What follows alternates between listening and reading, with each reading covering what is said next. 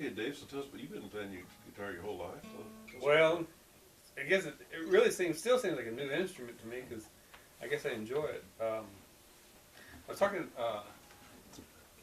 my wife about it, and she said, let's ask her one time. Oh, last time we got together, we were going to ask about having our wives on sometimes and what's it like to be married to a musician.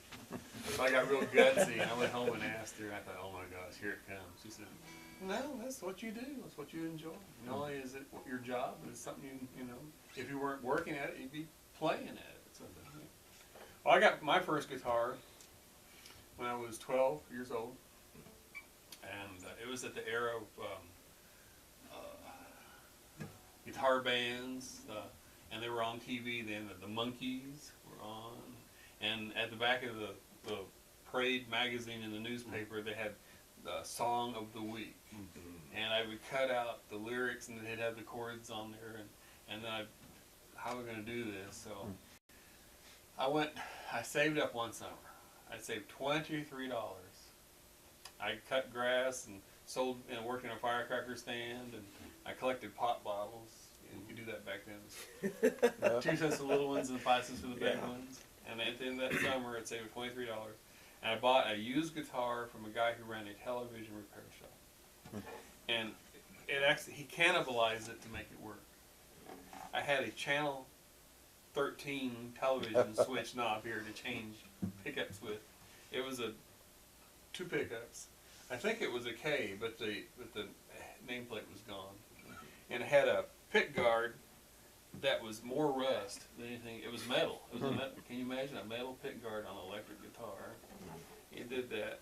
And it was a pick eater because there was just a little sliver between the guitar, or space between the guitar and the pick guard.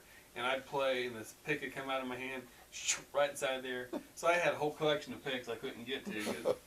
It was a hollow body electric, so had a nice bluesy sound to it. Anyway, I played that for about 2 years until I got something different.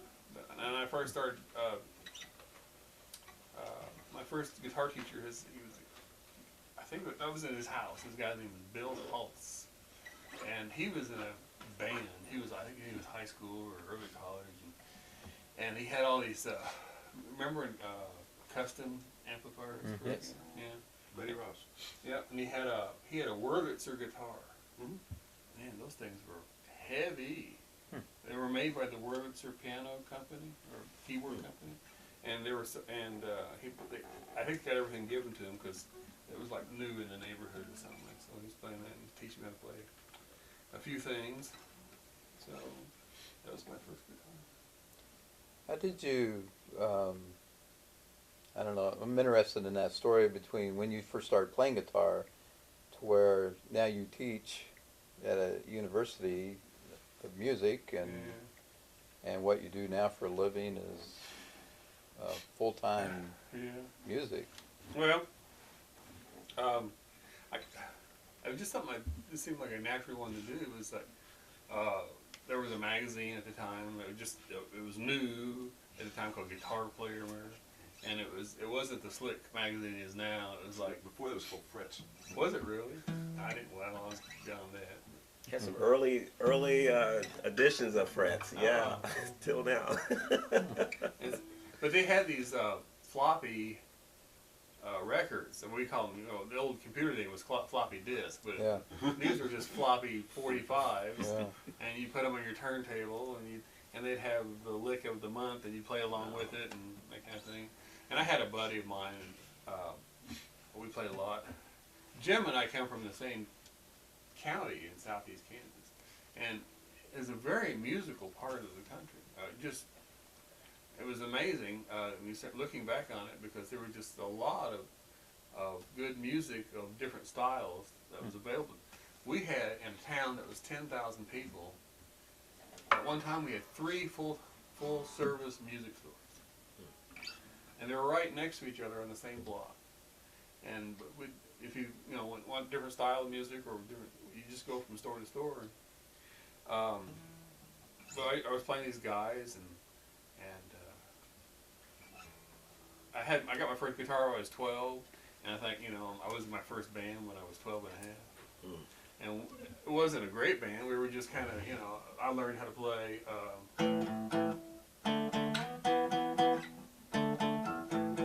You know, and we sit in the guy's backyard and serenade the neighbors with 3 chords for 3 hours.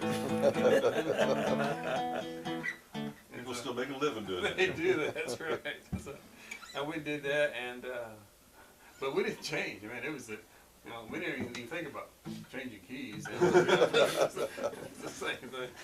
But yeah, and so I started playing with this other friend of mine. His name is Jim Cordes, and he's really a fine musician.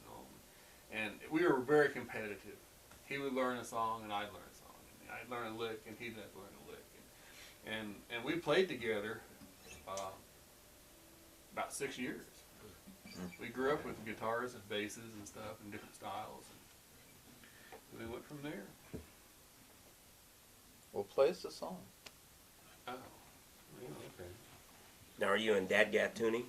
No, I am not. I have worked on this.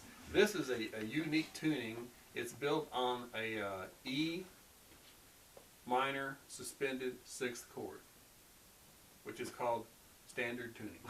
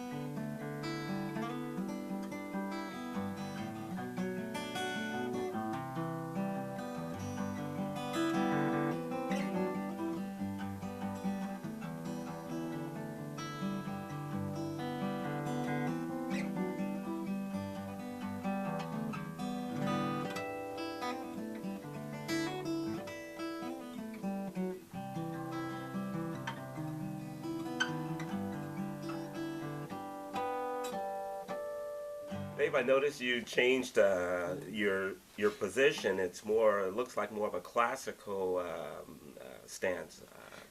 Yeah, this is Lester. It's kind of you see classical guitar players do this, but sometimes a classical guitar will do this. It just depends on what's really comfortable.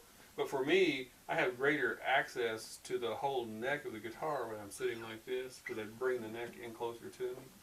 And I even do this sometimes when I play jazz. It has that and the finger stuff. If I'm playing electric, though, sometimes I'll just crank it on this side. You know, like Looks cooler. yeah, get my sunglasses out.